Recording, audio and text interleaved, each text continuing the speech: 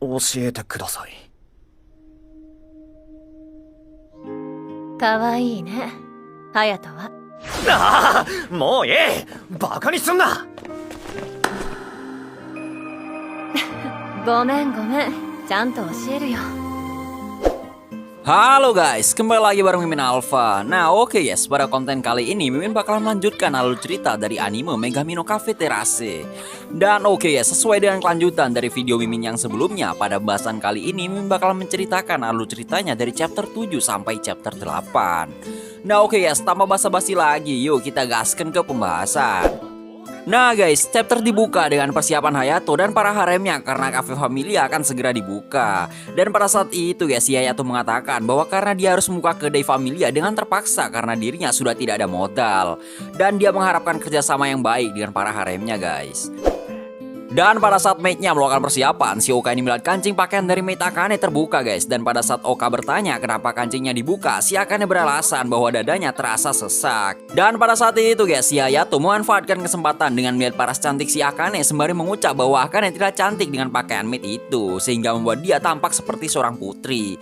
Lalu si Akane yang tersiu malu guys menaruh teko air di atas kepala Hayato sembari mengucap, baiklah aku akan segera menarik seorang pelanggan ke sini. Dan pada saat yang bersamaan guys, si Riho ini mengatakan kepada Hayato agar jikalau ada pelanggan yang datang ke kedai dengan sikap yang kurang baik, kamu harus bisa menahan diri dan mengusirnya dengan sopan. Lalu si Hayato menjawab bahwa dirinya mengerti dan dia juga mengatakan bahwa aku bukan anak kecil yang suka memukul orang lain. Dan pada saat itu juga guys, si Ami dan Oka juga mengatakan akan menghentikan Hayato jika melakukan hal yang gegabah. ほんと、大違いよね。おばあちゃんのカレー食べたいな。いつも3回はおかわりだもんね。おい、もしかしてばあさんの寿命を縮めたのはお前らなんじゃないのか。Dan sesaat setelah kedai dibuka guys, langsung ada pelanggan yang menghampiri kedai tersebut. Dan terlihat jelas raut wajah sombong dari Akane yang berhasil membawa pelanggan ke kedai Familia. Dan pada saat pelanggan tersebut memesan kopi, para haremnya si Hayato ini ketakutan guys, apakah kopi buatan si Hayato ini enak apa tidak. Tapi untung saja guys, pelanggan yang sudah mencicipi kopi buatan Hayato tersebut mengatakan bahwa kopinya sangat enak seperti buatan nenek Hayato. 私やります。お料理とか好きだし、家事は嫌いじゃないので。白菊だっけ。はい、3をつけなさいよ。あんた年下でしょ。 Dan pada saat itu guys, si Hayato merasa bahagia dan mengucapkan terima kasih kepada pelanggan tersebut. Dan pada posisi yang bersamaan juga guys, si Akane ini memuji Hayato hingga si Hayato tersipu malu. Oke guys, cerita berlanjut lagi. Nah tiba-tiba datanglah seorang pelanggan yang dulunya meminjamkan uang kepada nenek Hayato sembari masuk ke dalam kedai dengan mengatakan bahwa aku pikir toko ini hancur karena kematian nenek Hayato.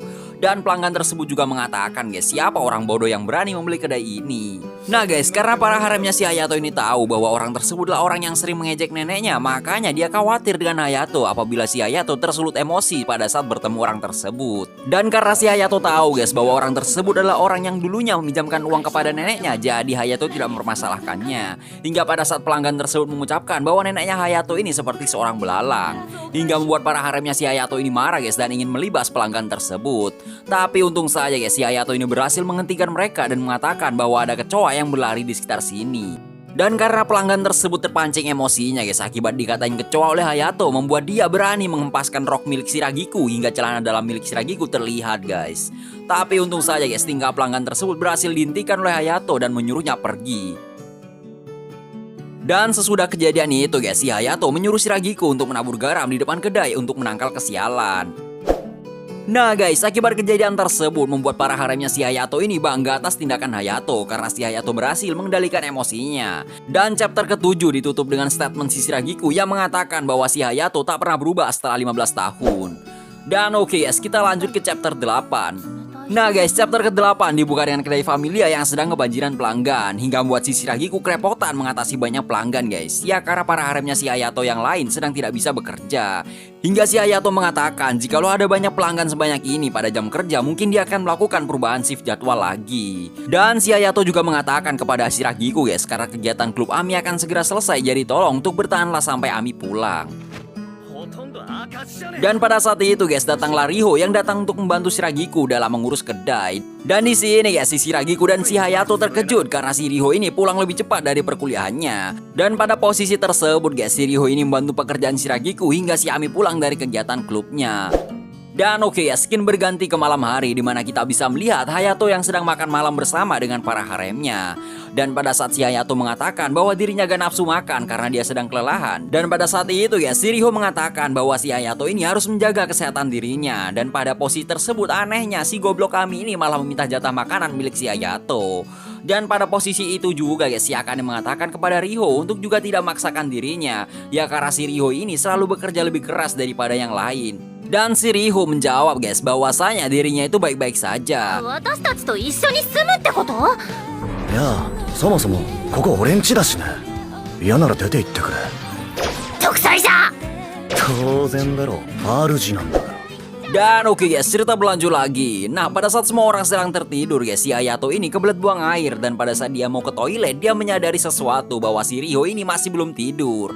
Lalu si Riho mengatakan guys, apakah kamu datang ke sini untuk melihat aku yang sedang pakai pakaian tidur? Dan si Hayato menjawab dengan raut wajah yang datar, iya itu benar. Nah guys, pada saat si Hayato ini menanyakan kenapa si Riho ini belum tidur padahal sekarang itu udah jam 3 pagi, si Riho ini menjawab bahwa dia sedang menyebarkan foto kegiatan kedai di Twitter. Dan si Riho ini juga menyinggung tentang pembuatan 1000 pamflet kepada Hayato. Dan pada saat melihat begitu sibuknya si Riho ya, si Hayato ini menanyakan kenapa kamu berjuang sekeras itu padahal kamu cuma pegawai sambilan di kedai ini. Lalu si Riho menjawab guys bahwa dia telah diselamatkan oleh kedai ini dan berkat neneknya Hayato. Dan karena hal itu ya, si Riho ini bekerja keras karena si Riho ini ingin melindungi kedai yang telah menyelamatkan dirinya. Dan pada posisi tersebut guys, si Hayato ini mengatakan kepada Riho bahwasanya dia bakalan kerepotan jika Riho bekerja keluar batas. Dan si Hayato juga meminta agar si Riho ini bekerja sewajarnya saja. Dan pada saat itu guys, si Riho ini merasa bahwa si Hayato ini terganggu atas tindakannya. Dan dengan bersedih guys, si Riho ini mengatakan kepada Hayato, apakah aku yang berusaha keras ini merupakan hal yang tidak baik dan apakah hal itu juga membuatmu malu?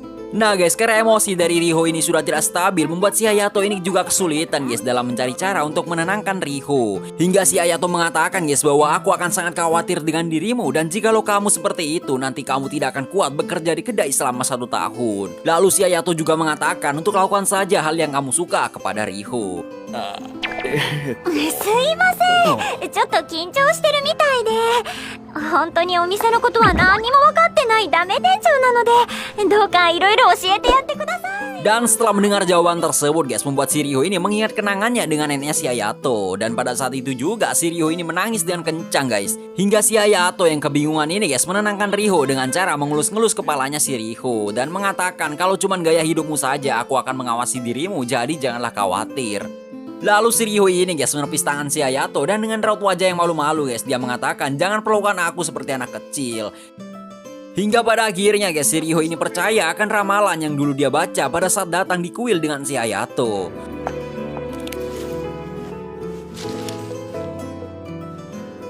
Hayato-kunか。上司としても男としても頼りないな。おみくじは外れのようね。 Dan chapter 8 ditutup dengan statement si Riho yang mengatakan tidak apa-apa kan jikalau aku mengandalkan Hayato. Dan oke guys, menurut Mimin si Riho ini sudah mulai ada rasa dengan si Hayato ya guys ya. Dan oke, mungkin sampai di sini dulu guys pembahasan kali ini. Mimin di sini undur diri, see you next time, sampai jumpa guys.